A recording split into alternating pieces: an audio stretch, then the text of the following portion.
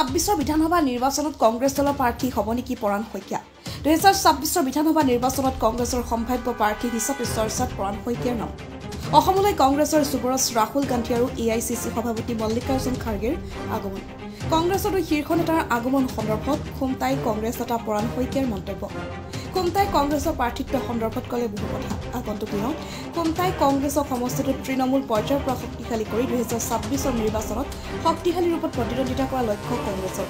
গৌৰৱ গগৈ সন্দৰ্ভত জয়ন্তমল্ল বৰুৱাৰ মন্তব্যৰ তীব্ৰ প্ৰতিক্ৰিয়া পৰাণ শইকীয়াৰ জয়জতেই আমাৰ ৰাষ্ট্ৰীয় শীৰ্ষ নেতা দুগৰাকীক অসমলৈ আমি স্বাগতম জনাইছোঁ মানুহৰ সমাগম বুলি তেনেকুৱা কোনো কথা নাই ইয়াত তেখেতসকলে এখন দলীয় কৰ্মী সভা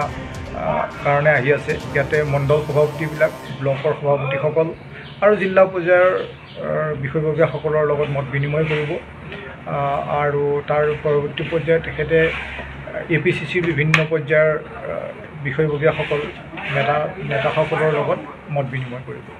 হয় আৰু লগতে আগন্তুক 2026 নিৰ্বাচনৰ সম্পৰ্কত আলোচনা হোৱাৰ সম্ভাৱনা আছে হয় হয় আৰু আপোনালোকে বিশেষকৈ খুমটাই সমষ্টিত আপুনি যদি প্ৰাৰ্থী হয়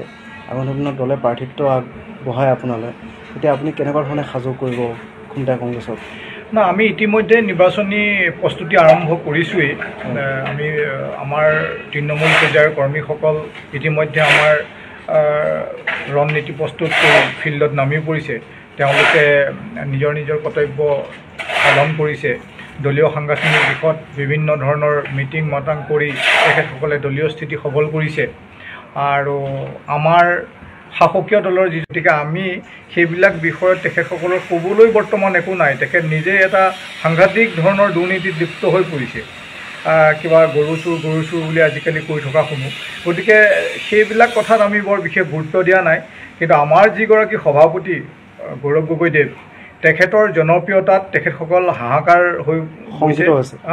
তেখেতসকল মানে শংকিত হৈছে গতিকে বিভিন্ন ধৰণৰ তেখেতে সভাপতি হৈ অহাগাত আপোনালোকৰ মনত আছে নিশ্চয় তেওঁ পাকিস্তানী সজাইছিলে তথাপিও তেখেতে সভাপতি হৈ আহিল তাৰপিছত পাকিস্তানী শব্দটো তল পৰিলে এতিয়া বিভিন্ন ধৰণৰ তেখেতসকলে ক'ব বিচাৰে যে আমি মুছলমানক লৈ ৰাজনীতি কৰোঁ আমাৰ দল ধৰ্মনিৰপেক্ষ দল আমাৰ দেশ ধৰ্মনিৰপেক্ষ আমাৰ সংবিধান ধৰ্মনিৰপেক্ষ গতিকে আমি কোনো দলক লৈ আমি ৰাজনীতি নকৰোঁ আমাৰ দলে সকলো ধৰ্মৰ মানুহক লৈ ৰাজনীতি আমি আমাৰ দললৈ কোনো বিশেষ ধৰ্মৰ মানুহ আহিব আমি সেইটো আমি নিবিচাৰোঁ আমি সকলো ধৰ্মৰ মানুহক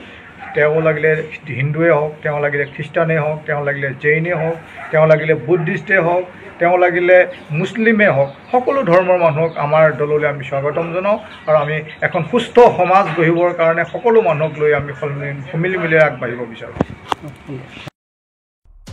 গোলাঘাট খুমটাইৰ পৰা ৰাজদীপ শইকীয়াৰ report the north east times